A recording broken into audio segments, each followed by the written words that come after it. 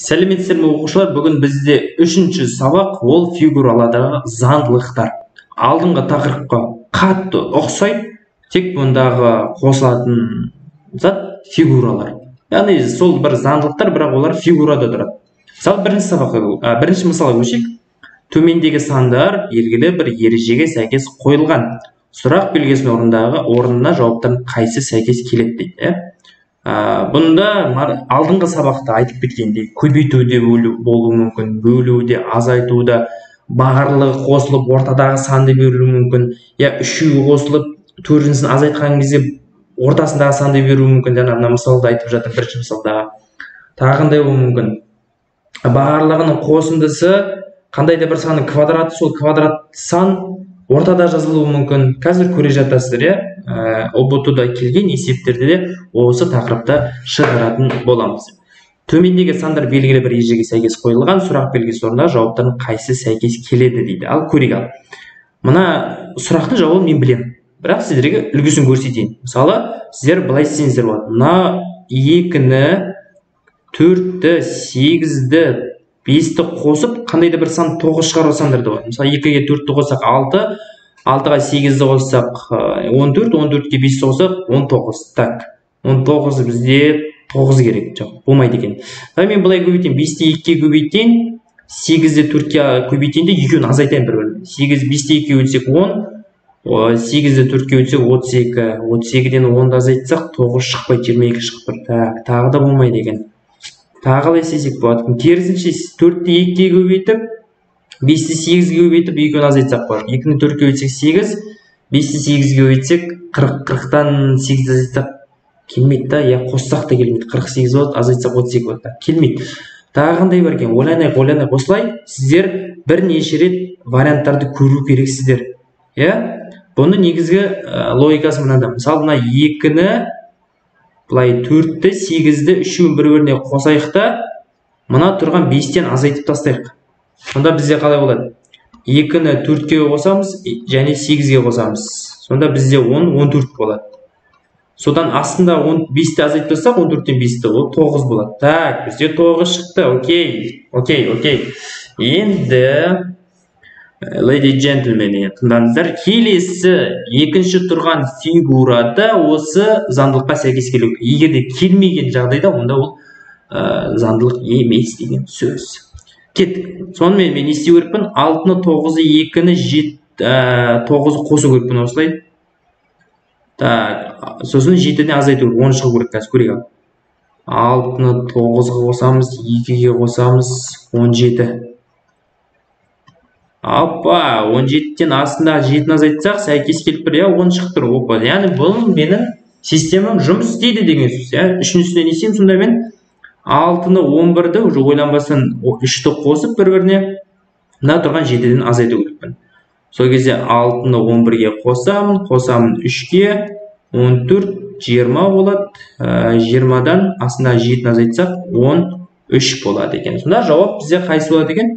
Мынау Д нұсқасында болады. Оқушылар, кейде бұл оқушыларыма да айтам, офлайнда оқушыларыма да, бұл тақырыпта кейде апелляциялық есептерде болып қалуы мүмкін. Себебі адамның логикасында шек жоқ та, мысалы, басқаша да ойланып қалуы мүмкін, ойында шек болмайды ғой. Біреудің логикасы басқаша шығарып қалуы мүмкін. Мысалы, қазір кейде мен TikTokқа да, Instagramда сұрақ қойған кезде, бір логикалық сұрақтың бірнеше жауабын көрсетіп жатады кейбір адамдар. Сода мен ой түйдім, значит, бір логикалық сұрақ ол бір ғана заңдылыққа бағынып қалмайды екен, кейде басқаша болуы мүмкін. Осы есептерде апелляция болып қалуы мүмкін. Ол кезде смело апелляциялық есеп деп анда белгілеп кетесіздер, мониторда. Жақсы, кет, екінші мысал.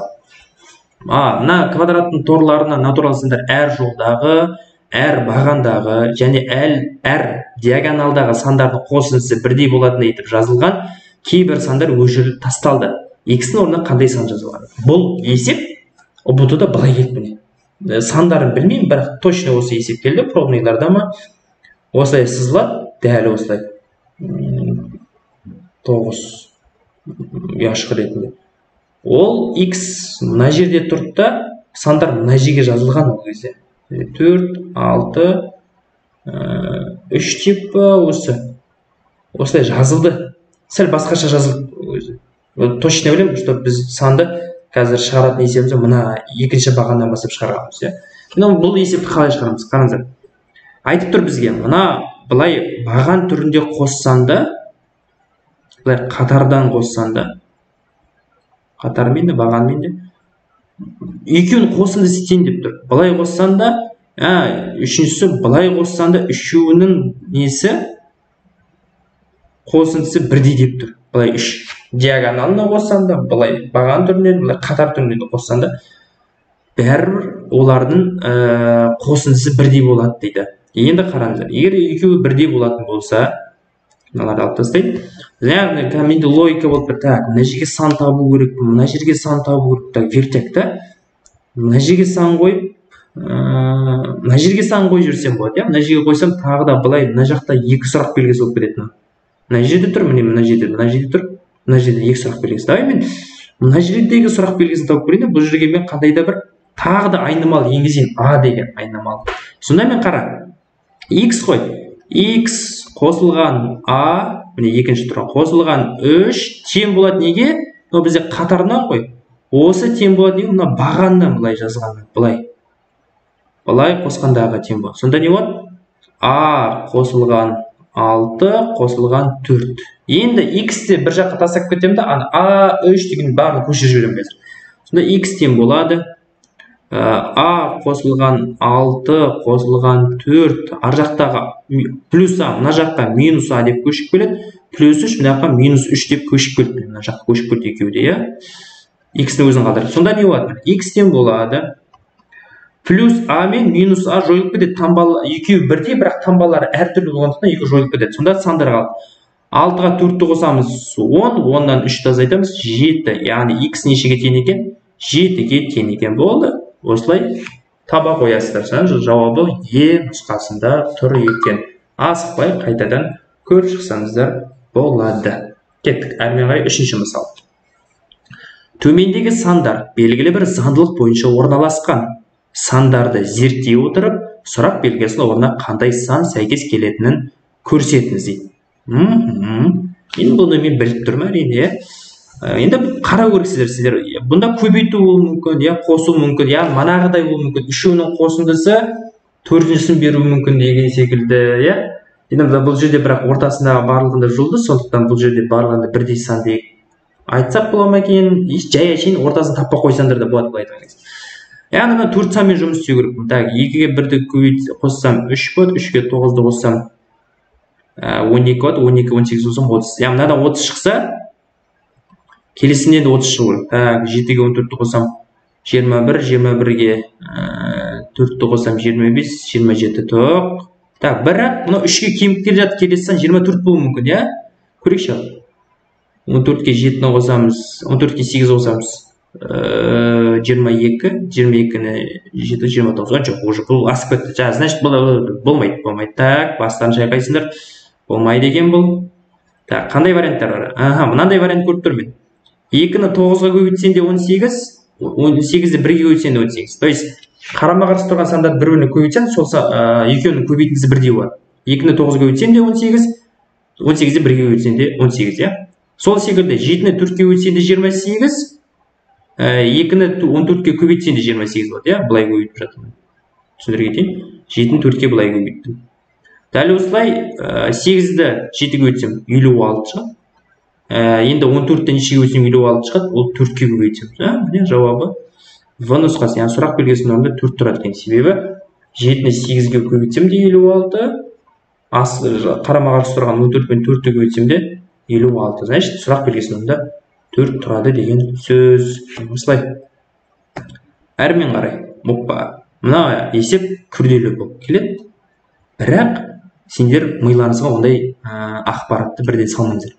Ой, қиын деген секілді. Ана ми уже блокировать етіліп қалады. Соған жұмыс істей бастайды, күрделі деген. Қорықпаңдар, оқына есеп бұл. Тек логикасын түсіндір. А көбейту Б азайтылған жақшаның ішінде А қосылған Б тең С-ға дейді. Өрнегін және кестені пайдалана отырып x плюс y квадратын өрнегі мәнін табы. X-іміз мына жерде тұр, y-іміз мына жерде тұр. Енді бізге бірақ не беріп қойған? Подсказка беріп қойған. Егер де подсказканың қазақша мағынасын білетін болсаң, онда төменге жаза кет. Қараңдар, а-ны б-ға көбейткен. Міне а-ны б-ға көбейткен. Одан екеуін қосқан, көбейтіндіден азайтқан. Сол кезде с шыққан. Значит, мен мына бағандармен жұмыс істеп көрсем болады ғой, қараңдар. 16-ны 3-ке, біріншіден астына жазайық. 16-ны 3-ке көбейткен, сосын не істеу керекпін? Азайту керекпін, жақсаның ішінде 16 қосылған 3-ке. Тең болады, сонда менде не шығу керек? 29 шығу керек. Көрейік, сол жұмыс істейме. 16-ны 3-ке көбейтсем 48 шығады. 48-ден 19 азайтсам, шынымен 29 шығады. Яғни мынау бізге а көбейтілген б, азайтылған а қосылған б тең с деген бұл подсказка. Оқушылар сіздерге мына екінші сандар қалай шыққан осы ережемен шығып тұр екен. Значит, біздер x табу керекпіз. X тапсақ не істеу керекпін? Так, x-ті көбейту керекпін 24-ке, азайту керекпін, x-ті қосу керекпін 24-ке. Формула бойынша келеді, а көбейтілген б, а қосылған б азайтылған деген. Тең болады с нешеге тең болады? Бізде 137-ге тең болып тұр. 137-ге тең болады. Так, енді осыны шешу керекпін. 24x, екеуін бірге көбейтсем, азайтылған x азайтылған 24 тең 137. Не үшін азайтылған болып кетті? Мына жақшаны ашты ма, сыртындағы жақша ішіндегі таңбалармен әрекет етті де, олардың таңбаларын өзгертіп жіберді. Мысалы, минус x болады, минус пен плюс 24, минус 24 болады. Енді не істеймін? Мына енді x-терді жинаймын. 24x-тен x-ті азайтсам, яғни 24 алмадан 1 алманы азайтсам, бұл менде 23 алма болып қалады. Ал 137, мына жақта минус 24, мына жаққа плюс 24 деп көшіп барады. Сол кезде 23x тең болады, екеуін қоссам неше болады? 161 болады, x тең болады. Ал x нешеге тең болады екен? Көрейік ал. Немен шығарып көрейік? Калькулятормен. 161-ді бөлу керекпін 23-ке. 7 шығады екен, 7 шығады екен. Яғни x нешеге тең болды? 7-ге тең болды. Тауып алдым, мен жазып қоямын. Енді дәл осылай системамен нені тауып алып y тауып алып. Так, y-ні жазайық. 6 көбейтілген y азайтылған, y бізде b-ның орнында тұр. 6 қосылған y тең болады с шығады, бізде 84 шығады. Так, жаңағыдай өрнекті шешем. 6y минус 6 минус y болады. Мына жақшаның сыртындағы теріс таңба әсер етеді деп айттық. Тең 84. Әрмен қарай мына 6y пен y-ті азайтасыздар. 6y минус y деп тұру 5y болады. Мына жақта минус 6, мына жақ плюс 6 деп көшеді. 84 қосылған 6 болады. Сонда 5y тең болады 90 болады. Y тең болады нешеге? 16-ға ма? 18-ге тең болады, 90, 54, 18-ге тең болады. Так, мен таптым. Y нешеге тең екен? 18-ге тең екен. Енді бізге не деп айтып жатыр? Есептің шарты бойынша x қосылған y-тің квадратын тап деп жатыр, тең болады. Сол кезде бізде x-іміз нешеге тең болды? 7-ге тең болды, ал y-іміз 18-ге тең болды.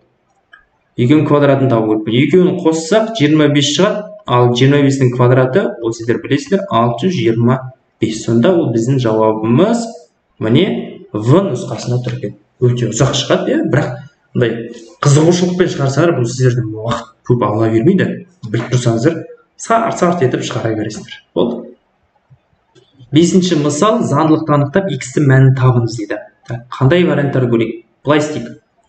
33-ті 65-ке қосып көрейік, 98 болады. 53-ті 21 қоссақ, 74 болады. 98, 74 не істесем болады? Азайтсам 16 шықпайды да.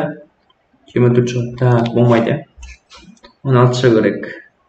Осындай есептерді мана білесіздер, мына есептерді қарастырып кеттік қой қазір. Мына үшінші есепке тура келіп қалады негізінен. Мына жақтың көбейтіндісі, азайтылымы, мына екеуін көбейтіндісі, бір санды беру ортада бір санды. Онда біз былай істейік, насыз тасы 53-тен 21-ді азайттық, 32, Так.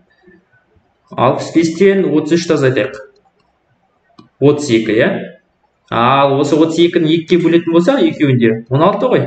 Так, келесін қараймыз. Так, 58-ден 24-ті азайтамыз. Неше болады? 34 болады. 49-дан 15-ті азайтам, 34 болады. Опа. Бұл екеуінде 2-ке бөлетін болсам, неше шығып тұр? 17 шығып тұр, Әрмен қарай кеттік. мына жерде не істейміз? 68-ден 22-ні азайтамыз, бізде 46 шығады. 79-дан 33-ті азайтсақ та 46 шығады. Значит, мен не істеу керекпін? Бұл 46-ны 2-ге бөлу керекпін, сол кезде 23 шығады екен. Оппа, жауабы 23 болады екен. Сонда бұл x-ның орнында 23 деген сан тұрады екен. Болды, онда осымен бүгінгі сабақты анықтадық, яғни аяқтадық фигураларды заңдылықты анықтау. Сіздерге біраз есеп беріледі, көп есеп беріледі, соны шығарып үлгеріңіздер, иә? 50%-дан көп шығару керексіздер. Есептің, мысалы 30 есеп беріп, 15-нен көп, 20-сынан көп есеп шығару керек, 15-нен көп, 50% деген. Жақсы, сау болыңыздар, сәттілік, жаңағыдай, мына жерде бір сұрақ қойып кеттім, қандай сұрақ қойып кеттім мына жерде? Ұмытып қалдым, видеоны қарайсыздар, иә? Сол кезде сол сұрақтың жауабын комментарияға жазып кетіңіздер. Жақсы, сау болыңыздар, көп әңгіме етіп кеттім ғой.